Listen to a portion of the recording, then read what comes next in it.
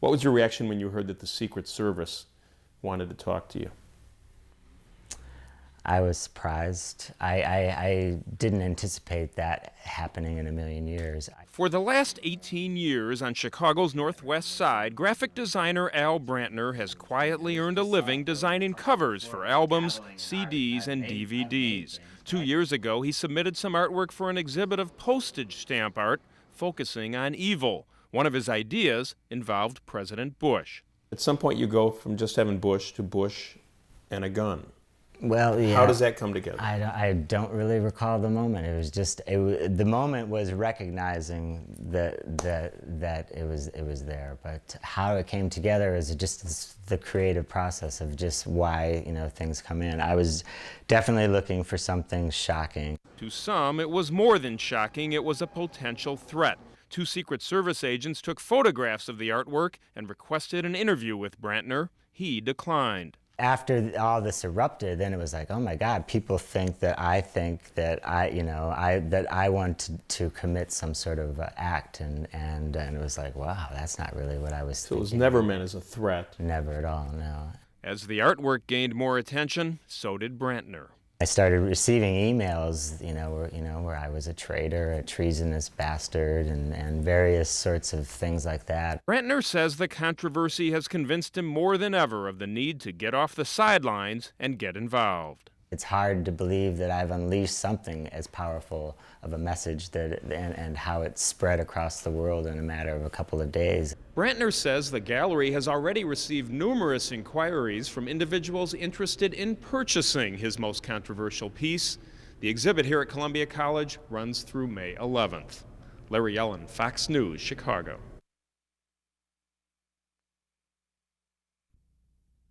Let's face it, you steal a car, okay, you made a mistake.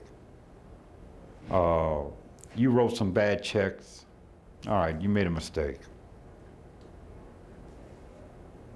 You kill more than one person, that's not a mistake.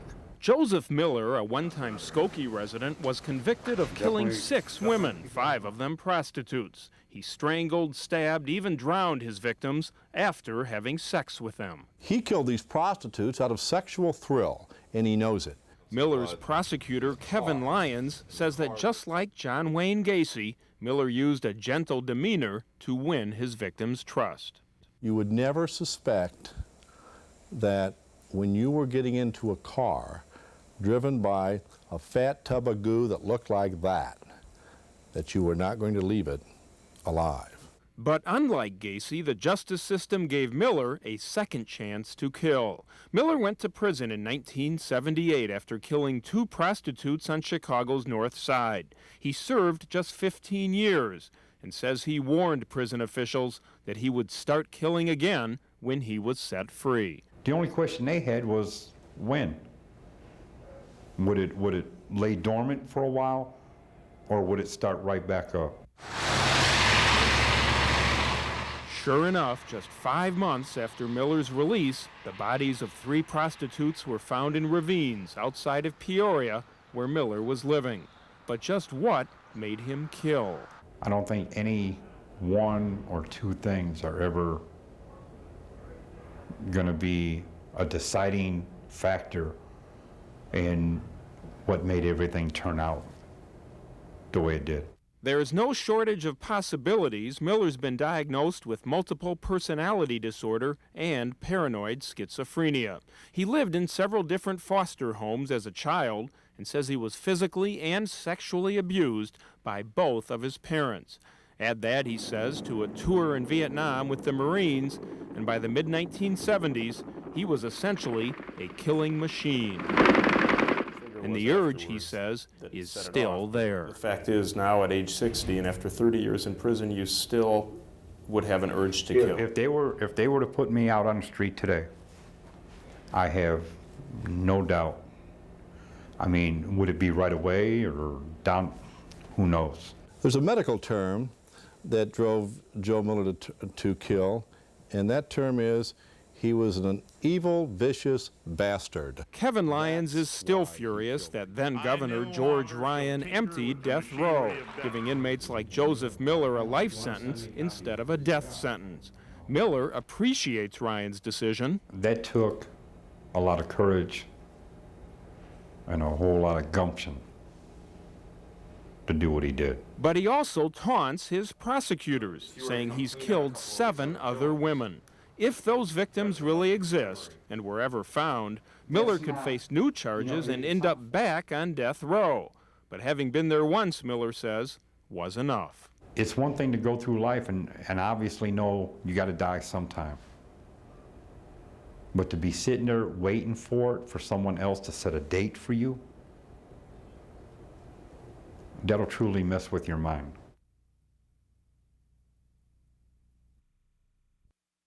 His name was on a list of cases that Judge Lefkow had handled, and the task force was scheduled to interview him. When police outside Milwaukee stopped Bart Ross for a routine traffic stop yesterday around 5 p.m., it quickly became anything but routine.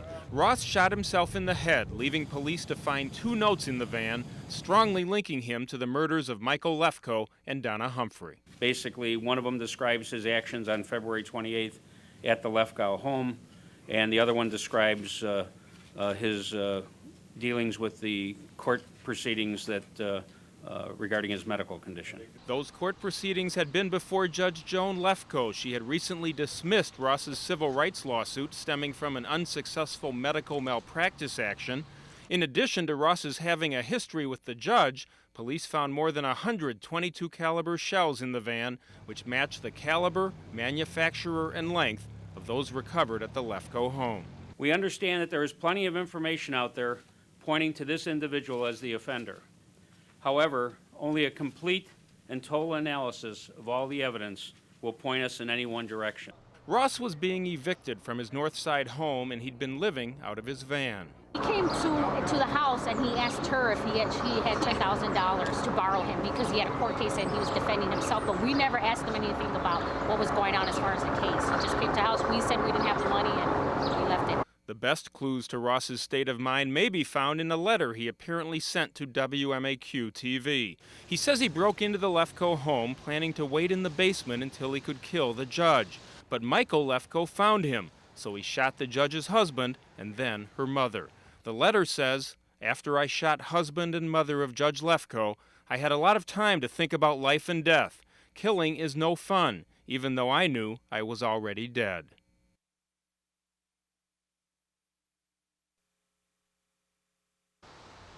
How long have you been here? 15 years. Sarah Chapman says that her Sarah and Lee's Cafe has been at 5535 West Chicago Avenue for more than a decade, and she is not a locksmith. Here in the Chicago Locksmith Company says they're here at your restaurant. Have you ever heard of them? No, I haven't. No. There's no locksmith company here? No. No. In fact, Sarah and Lee's is just one of several Chicago restaurants that, according to the February 2005 Yellow Pages, are also home to the Chicago Locksmith 24-Hour Company. When we checked those addresses, we found Bobo's Chinese Restaurant on North Avenue, El Burrito Rapido on Irving Park, Fernando's Tequila Bar on North Lincoln, Rose Angeles on West Wrightwood, and this Pizza Hut at 1601 West Division. Have you ever heard of the Chicago Locksmith Company? Never heard of them. 1601 West Division belongs to Pizza Hut. Going through the Yellow Pages, you'd think that Chicago Locksmith 24-Hour Inc. was all over Chicago's North Side. A dozen different locations are listed. But in addition to finding 8 restaurants at those locations, we found an Insure One insurance agency, the Chicago Nail Club, the Havana Tobacco Company, and a dress shop, Wilfredo di Manila. No one had heard of the Locksmith Company. So last Friday, I parked at that Pizza Hut, and with a hidden camera nearby, locked a set of keys in my car. Then I called the locksmith, who supposedly was located exactly at that address. I was told a service call would cost $55. It took an hour for someone to show up. He opened the car, charging me $100 and claiming to know nothing about those many, many addresses. This is listed as your home office here, this Pizza Hut. I didn't know that. The locksmith said it was his bosses who should have to explain the yellow page addresses, not him. The fish sting from the head, not from the tail, you know. The fish stings from the head, not from the tail. Yeah. According to the business card he showed me, the locksmith worked for Priceline Locksmith Incorporated. State records show the company's president is in New York City. I left several phone messages for him, but my calls were never returned. You give a service to people, you know, if you're stuck and you're really stuck like outside in the snow and you want somebody to come help you. You want them to know that you're in the neighborhood. Yes, exactly. Even though you're not in the neighborhood, where were you from? You were from uptown. Yeah, it doesn't matter. But it does matter, according to the Illinois-Indiana Locksmiths Association. They seem to take advantage of a lot of people that are in truly dire emergencies. Well, they're using two different names, you know, and it all comes one direct line. And it's not just local locksmiths who are upset. To put down an address where you don't even exist is absolutely misleading. Chicago's Commissioner of Consumer Services told me the city is now opening its own investigation based on what we've uncovered. You may be looking for a business that's close to your home or close to where you've locked yourself out and you have your car, where your car is parked. So consumers relying on that information, and the information is absolutely bogus. 5 years ago, real estate developer Bernice Perry was driving a Porsche and living in a high-rise near the Gold Coast. Now he's agreed to a 7-year prison sentence after pleading guilty to stealing more than $1 million from mortgage companies through a series of sham transactions. Mr. Perry, can I talk to you about the guilty plea today? Perry refused to talk with me, just as he did 5 years ago when our Fox Chicago investigation suggested that he had converted this South Side building into condominiums and then duped mortgage companies into thinking he had buyers for them. One of those alleged buyers was LaDonna Coleman, who had no idea Perry had used her name. Original mortgage, $174,000 mortgage in your name. Come on. This is ridiculous. Perry admitted paying some people to pose as legitimate buyers. It was what we call a straw purchaser, someone who's paid to go to a closing and sign documents and take a mortgage so that the seller can walk away with the proceeds. Perry's attorney says his client intended to go to trial but changed his mind during jury selection. I think by looking at the jury panel, he had concerns about how the outcome. Perry committed his crimes at a time when mortgage loans were easy to come by, and it's scams like his that contributed to today's foreclosure crisis. He'll be back in court November 5th. At the Criminal Courts Building, Larry Yellen, Fox News, Chicago. Fire, hit it. This is video of a deadly Apache helicopter attack in Iraq, targeting enemy combatants and their vehicles. I should not have access to this. Nobody should have access to it. This Army document details a command readiness visit. This is an internal Army document? I believe so. And these are snapshots taken by U.S. soldiers in Iraq showing the treatment of prisoners of war. The videos, documents, and photos all obtained legally by Rick Wallace over the internet. And a Fox News Chicago investigation has found that almost anyone with a home computer can do the same thing. I've notified the Department of the Army, the FBI. But Rick Wallace says almost nobody listens. From his farmhouse 4 hours west of Chicago, Wallace has been using programs that teenagers use for sharing songs to obtain these sensitive materials. General Wesley Clark, a Fox News contributor, is on the board of the Taversa Corporation, which advises government agencies and large companies on protecting their secrets. Individuals, without even knowing it, could somehow let very sensitive documents, classified documents, and other things leak into this space, and they could be gobbled up by our adversaries. This is an Intel guy that had his computer wide open. An Army intelligence guy? Wallace got his start 3 years ago when he was living in Germany, where his wife was stationed with the Army. Using the music sharing programs called P2Ps, he tried searching for military information instead of songs and movies.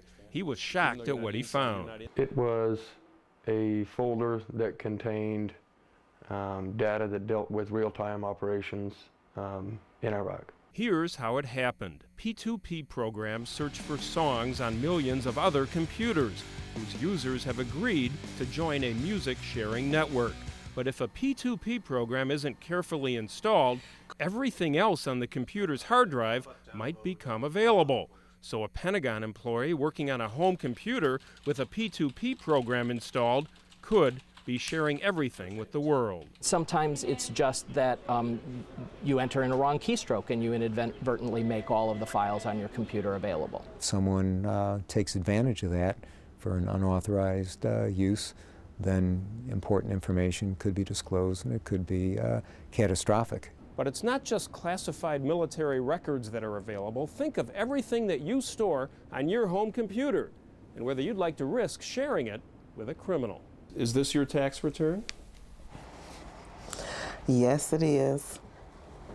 Yeah, it's all of it, 2006, and the state tax return. Using a popular P2P program called LimeWire, in just a few seconds I had access to 80 income tax returns, including one belonging to Bridget Kraft, a Southside educational consultant. I also saw your teacher's certificate. Yes, and my teacher's certificate is on there. Wow, you're just bringing it all back to me. LimeWire wouldn't comment for our story, but other P2P companies have told Congress that these fears are simply an urban myth, to which Rick Wallace responds. It's not just myself or one person finding this data.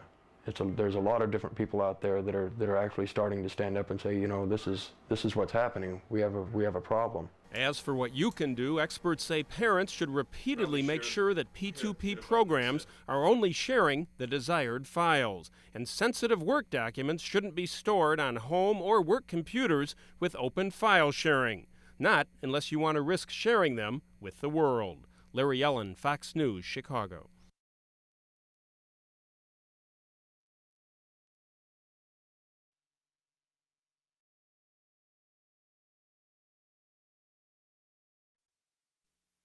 I am right now pardoning Rolando Cruz, Gary Gauger, and Stephen Linscott for their crimes. Rolando Cruz was one of the first Illinois death row inmates to be pardoned by then-Governor George Ryan. Now it's the former governor who might need a pardon, and Cruz can't return the favor. How hard would it be for you to see George Ryan go to prison? I think that would hurt me a lot. Cruz spent 12 years behind bars, including 7 years on death row for the 1983 murder of 10-year-old Janine Nicarico of Naperville. He was with his fiancée in November when he learned that another suspect, Brian Dugan, had finally been charged with the girl's murder. And what was your reaction when you learned that Brian Dugan had been indicted for the murder? I looked at Marty and I told her,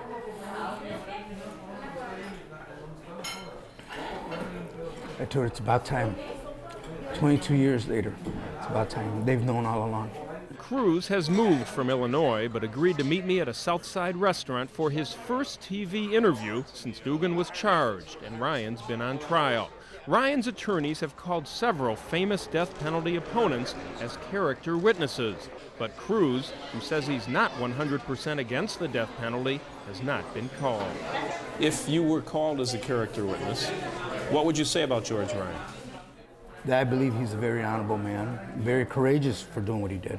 It was a very unpopular act then, and I think it's very unpopular now. Cruz says he still may drop in here at the Dirksen Federal Building and check out Ryan's trial before it's over. But he agrees with the judge that Ryan's position on the death penalty should play no part at Ryan's trial. It's irrelevant. It would be a factor if, God forbid it happens, he is convicted in a sentencing phase. Then the mitigating factors, which that is what that would be relevant and should be brought in. As for the Nicarico case, Cruz says he always expected DuPage County State's Attorney Joe Burkett to seek an indictment because Burkett could benefit politically. He didn't indict because he believed Dugan deserved it. He indicted because he wants to win his next election, which now is for lieutenant governor. Burkett still won't say that Dugan acted alone, and Janine Nicarico's parents have always believed that Cruz was involved. Perhaps he did or did not act alone. I have no idea. I wasn't there. They're entitled to their belief. I never want to step on their belief. I never want to hurt their feelings. Larry Yellen, Fox Chicago News. So many victims. The main victim, no. This is the way that U.S. dollars are supposed to be made. But this is the way that thousands of dollars are now being made. It's called bleaching by counterfeiters. The 100 bill came in within the last month? Within the last 2 weeks. Within the last 2 weeks. Your store here has had 3 phony $100 bills in the past 3 weeks? Yes. In recent weeks, we found bleached counterfeits in corner grocery stores, liquor stores, and gas stations in Chicago and the suburbs. And it's the owners of those mom-and-pop operations who take the hit when banks discover the counterfeits among their deposits. It's a big loss, considering we make 2 to 3 cents on a gallon. Nowadays, we have to sell a lot of gallons to make $50. I expect to get paid, and I don't want no phony money. These latest waves of counterfeit bills are especially hard to detect because the paper is the real thing. This $100 bill started as a $5 bill. The ink was then bleached out in a simple process that we performed using a business card instead of a real dollar bill. After the 5 is bleached, a $100 bill is printed, usually with a scanner and a home computer. The special ink markers used by many businesses don't catch bleached counterfeits. If you check with the marker and all that, it's not going to work because it's going to show original bill. There are people who are involved in counterfeiting now that years ago wouldn't have been because they have the knowledge in computers. The U.S. Secret Service says bleached counterfeits are not yet a widespread problem here, but agents are encouraging businessmen to be on the alert for the bleached bills. Well, this is a bleached note, and on this particular note, on the right-hand side, So right here you see Franklin, you see Franklin. and right here you see Lincoln if you hold it up to the light. Correct. That's one way to check. A nearly invisible watermark should match the president whose face is on the bill. Bleaching doesn't remove that watermark, so a phony 100 with Benjamin Franklin still has an Abe Lincoln watermark from the original $5 bill. Some high-volume cash businesses, like nightclubs, can hardly spare the time to check for watermarks. Mark Bortz owns the nightclub Sangria. That'll be tough because that means you're going to have to literally get a magnifying glass and investigate every bill. That'll be tough. But the nightclubs had better be ready. Tan Boz, who recently discovered a counterfeit 20 at her Southside barber shop, says it's nothing compared to what she saw as a nightclub waitress. The nightclub is the best place to pass off phony money. What better way to do it? It's dark. Nobody's paying attention. The music is going. The drinks are flowing. Everybody is liquored up. What better way? There's no better way to pass on phony money than in a nightclub.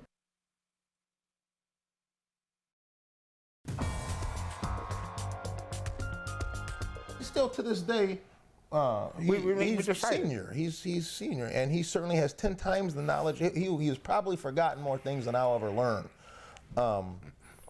in the law. Sam Adam Jr. makes no bones about it. His father is the wily old veteran when it comes to practicing law, but Jr. doesn't always defer to his old man. We constantly argue. That's how we sharpen. We constantly argue. They call us Ike and Tina because we're constantly arguing all the time. Technically, they are not law partners. In fact, the Blagojevich case is a rarity for them, one of only 7 or 8 cases they've tried together. That includes the R. Kelly trial, where they helped to successfully defend the singer against child pornography charges. I can't tell you how proud I am. I'm just proud of him, and you may not believe this, but there's a lot of things he teaches me. Sam Sr. says he started bringing Sam Jr. here to the courtrooms on 26th Street when Jr. was just 3 years old. And if Jr. wasn't here in the courtrooms watching his dad try cases, he was often in the back rooms playing checkers. Every day I'd get up and he'd say, "Can I go to court with you today, Papa?" And I'd say, yes, you can go today. You were a good boy, and we go out to court every day. What's your earliest memory of going over to 26th and Cal? My earliest memory is sitting actually on the lap of Judge Pincham as he was conducting a trial. The fact that he won, I can assure you, a human rights activist who stressed justice for the poor as well as the wealthy, was a neighbor and close family friend. Junior's middle name is Eugene, named after Judge Pincham. Around the courthouse, though, Junior is known as Sasha. Where'd that come from? It's a Russian diminutive of Alexander that I just love the name. Sam Sr. says Junior decided to practice law after seeing his father sentenced to 10 nights in jail for contempt of court for refusing to reveal a client's secrets to a grand jury. He would cry every night that I had to go to jail, and he said, "I'm going to be a lawyer, so you'll never have to do this again." I was never going to be in a position to have my father go to jail. Junior may have taken to the law at an early age, but his mother made sure he was not pushed too far too fast. She had reason for concern, seeing how her husband arranged for these custom-tailored matching outfits for father and son. She said that to me 100 times. You got to understand he's only 10 years old. You can't put a 40-year-old head on a 10-year-old boy. Too late, though, the courtroom had become Junior's classroom, and there's never been any confusion as to who is the teacher and who is the pupil. Before I finish with the witness, before I finish my closing argument, before I do anything, I'll look over at him and say, have I missed anything? What do you think? If Junior has a complaint, it's that his dad has not kept up with the technology used in major trials. Sam Sr. pleads guilty on that count. I have no understanding of this technical stuff that they talk about power plays. I think they're talking about football. You know? No, it's PowerPoint. See? PowerPoint. Exactly.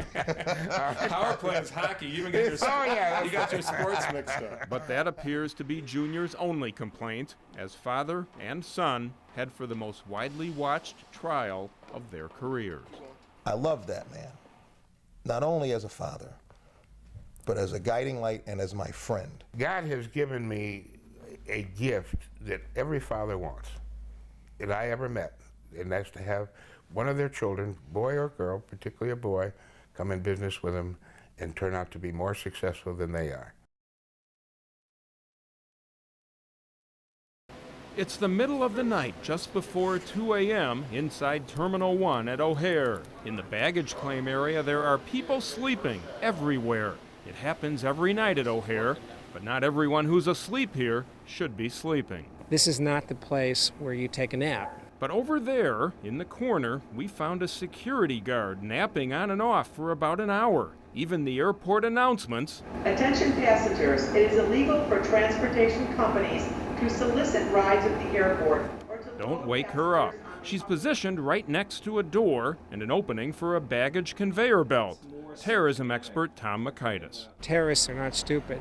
The baggage entryways are the best way of going into the terminal and then causing whatever mischief you want. We caught that security guard sleeping after a concerned airline passenger saw the same thing and sent us cell phone pictures like these. He claimed he not only saw private security guards sleeping, but also Transportation Security Administration agents, assigned to make sure nobody uses the escalators that carry people out of the airport to get back in. The traveler said he took these photos without their ever blinking an eye because they were nodding off.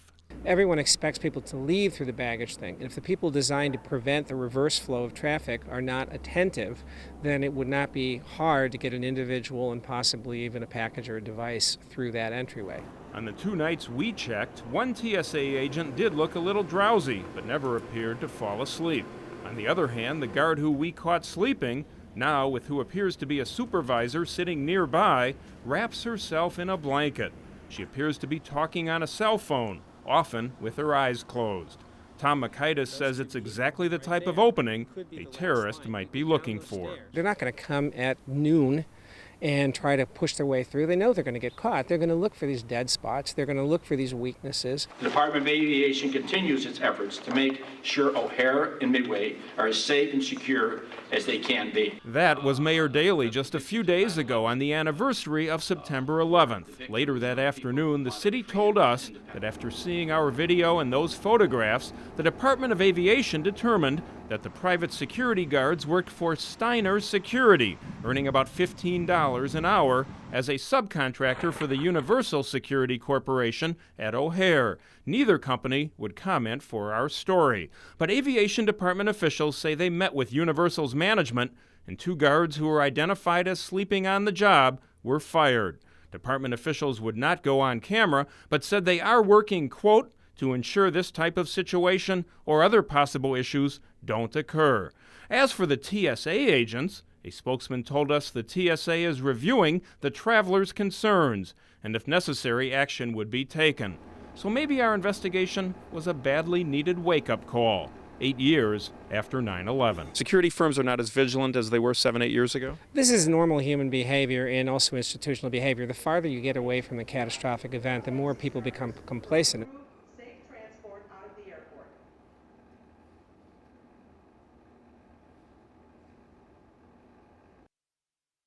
He is not famous for his humility or his aversion to publicity. Former U.S. Senator Adlai Stevenson says Roland Burris may have some trouble gaining influence in the Senate if he continues to rely on public stunts, like Tuesday's march toward the Senate chamber after he'd been told he would be denied. In the Senate, you are patient. You earn the trust and the confidence by demonstrating your wisdom, your integrity, and your commitment to the institution. Stevenson says that's how he did it, rising from a freshman senator in 1970 to chairman of the Senate Ethics Committee. Burris, he says, should have followed the lead of Minnesota's Al Franken. The apparent senator-elect in Minnesota was not banging on the door for admission. He was waiting to be admitted, to be invited. Stevenson says with hard work, Burris can overcome the stain of the governor who sponsored him, but getting reelected will be tough. Stevenson won his seat by defeating former Illinois House Speaker Ralph Smith, who had been appointed to fill the term of the late Everett Dirksen.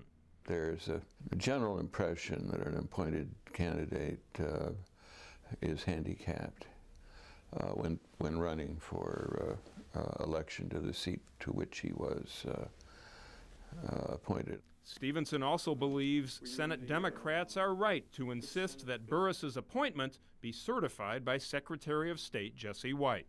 But the absence of certification in these circumstances put the Senate on the spot. Stevenson says Burris was a competent, hard-working state official, but on issues like foreign affairs, he'll have a lot of catching up to do to be an effective U.S. Senator. Larry Yellen, Fox Chicago News.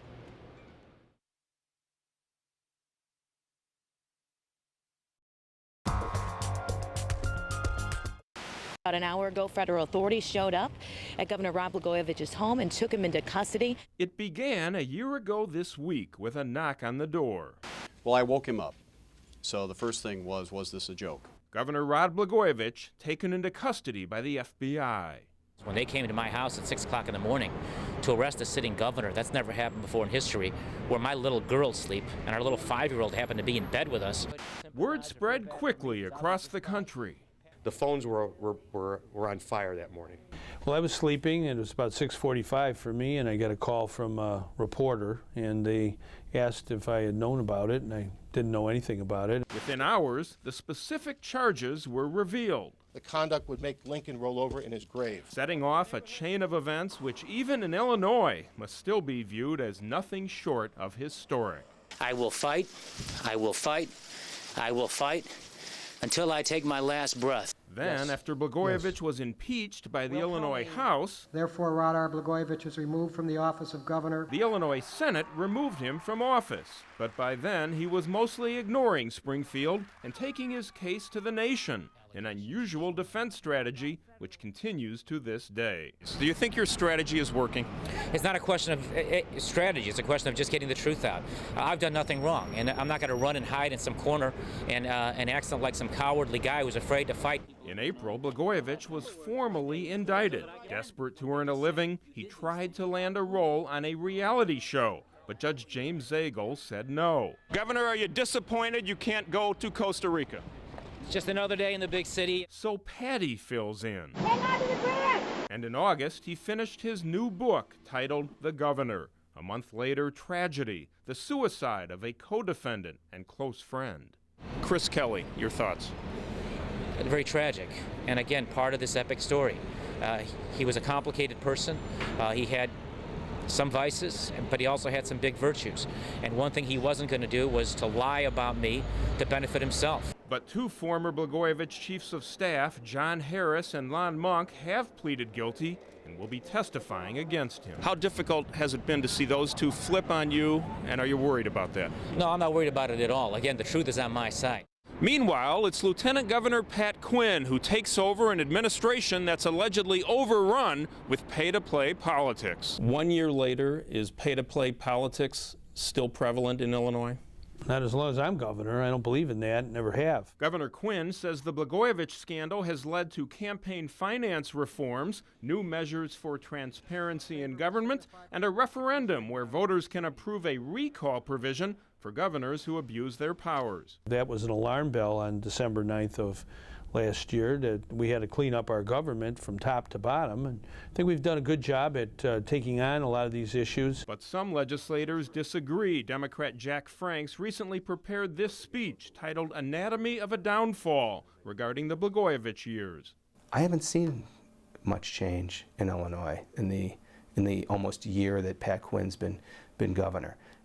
Most of the people who ran the Blagojevich's administration are still on the state payroll. Republican leaders agree. Has the culture of pay-to-play disappeared over the last year, or is it still there? Oh, I absolutely do not think it's disappeared. I mean, that is so ingrained here. You talk to a relative or you talk to a friend in another state, they still laugh at us. The former governor says don't blame him for Illinois' reputation. Has your conduct over the last year contributed to Illinois remaining kind of a laughingstock of the country? If Illinois is a laughingstock, it's because of the state Senate and the Illinois House that stole a governor from the people without allowing that governor to have the tapes heard and proved his innocence. I think he's full of baloney, and he has been on this issue for a long time. Nobody believes him. I don't even know if anybody in his family believes him. But the bottom line is he's yesterday's tomatoes.